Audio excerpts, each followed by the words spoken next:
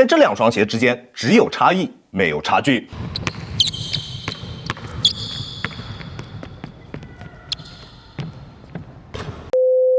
各位观众老爷们，哈登8代来了。去年阿迪达斯推出的哈登7代，绝对可以算得上是阿迪达斯在近几年时间里面推出的所有篮球鞋当中最成功的一个鞋款。不管是它的性能还是设计，都没得喷。可能有一部分兄弟会觉得它的外观过于臃肿，但是这也完全不妨碍它成为2023年最炙手可热的篮球鞋之一。我也把它放到了我2023年度的全能鞋款榜单当中，不管什么位置，不管什么脚型，选择哈登7都没有任何问题。当然，它的缺点也非常的明显，重量过重，透气性也非常糟糕。对于体重比较小、体力不是太好的兄弟们，真的不是特别友好。而这一代的哈登8依旧跟上一代一样，重量偏重，透气性也依旧有些糟糕。在重量方面，依旧跟上一代保持了一致，没有任何变化。单支42码的重量还是在460克左右，还是跟7代一样。如果你的体重比较小，或者体力并不是特别好，那这一双鞋一定会成为你在球场上的负担。这一类型的兄弟们，我建议你们还是去看看别的克重更轻一些的篮球鞋，那些鞋款会更加适合你们，好吧？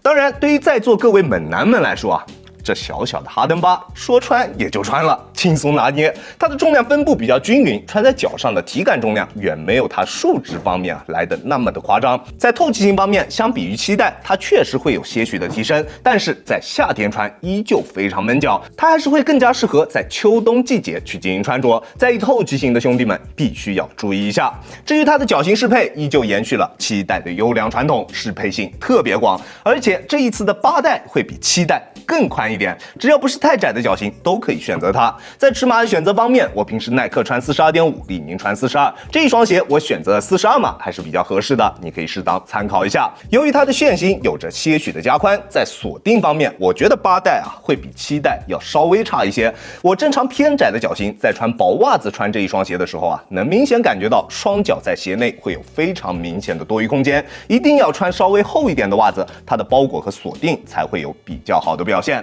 但是即使是在穿了厚袜子的情况下，在做一些大幅度变向以及对抗蹬地动作的时候，脚在鞋内还是会出现比较轻微的位移。虽然对于实战并没有什么太大的影响但是大家还是有必要了解一下的，好吧？哈登8代内部使用的袜套式内靴跟7代完全一样，除了在前端加了这个小提环之外，没有任何的区别。包裹的舒适度依旧十分出色，但是它跟7代一样，把鞋带拉得很紧，它也只能提供给你将好够用的包裹。这种舒适的包裹我个人是非常喜欢的。但是如果你想要的是那种特别紧致的包裹感受，那今天的哈登8代或者是上一代的7代都不会是你想要的。鞋面的支撑依旧足够优秀，外部的大面积橡胶侧墙能够提供给我们足够的支撑力度，不管做什么动作，鞋面都能很好的兜住我们的双脚，而且它的中底刚性也做到了恰到好处，在保证了拥有足够强度的同时，还能非常顺畅的去进行弯折，没有任何的驾驭门槛，跟上一代没什么太大的区别。而它的中底这一次真的是用上了全掌的 Jet Boost， 但是在脚感方面却没有7代好，整体的脚感偏韧，如果你是脚感党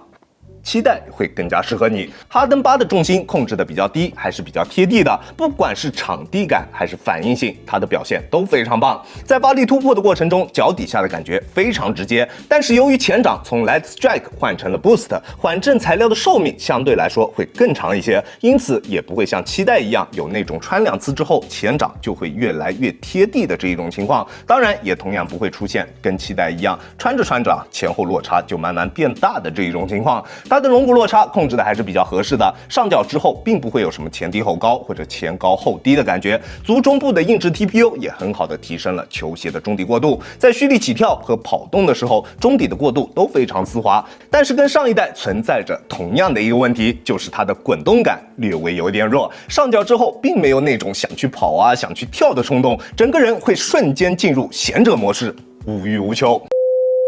在缓震方面，哈登8的整体表现跟7也没有什么太大的区别。前掌的缓震确实会有一定的提升，但是后掌的缓震区别不大，都属于够用的级别。我180斤的体重，在单纯用脚后跟着地的时候，也不会有什么特别明显的震脚感。在意缓震的兄弟这一双鞋你可以放心。OK， 前面我们说了它的鞋面和它的中底各方面的表现，好像都跟这一双七代好像没什么太大的区别，对吧？甚至在有一些方面还比不上七代。那它跟七代的区别究竟在哪里呢？没错，就是它的外底造型。大家可以看到，哈登8的外底造型几乎全方位都是弧形，相比七代更加的夸张。七代的大底整体还是比较平整的，稳定性非常出色，而8代夸张的弧形大底让它在稳定性方面会有些许的下降，尤其是在它的后掌。当然啊，它的大底依旧非常的宽大，在稳定性方面并没有什么太大的问题，绝对不会成为一双崴脚神器，只是相比较于七代会有些许的下降罢了，这一点大家可以放心。而8代在付出了一点点稳定性作为代价的前提下，换来的是更为出色的灵活性。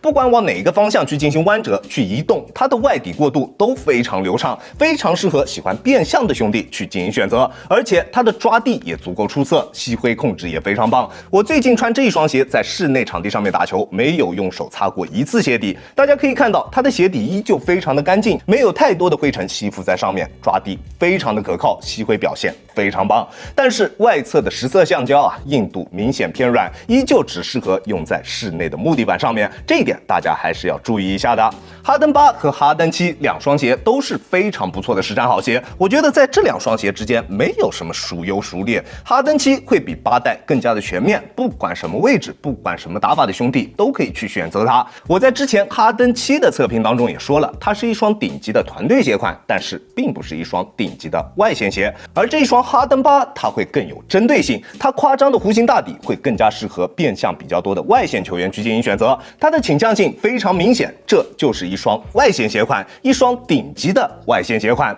它在做到了拥有和哈登7相同的实战表现的同时，有了更为明确的球场定位，在这两双鞋之间只有差异，没有差距。OK， 这就是本期视频的全部内容了。再次感谢大家观看本期的亚当球鞋。如果你觉得我的视频还有点意思，欢迎大家在各大平台搜索亚当球鞋找到我，记得要点击关注哦。好了，那我们下期视频再见吧，大家有空来做 ，peace。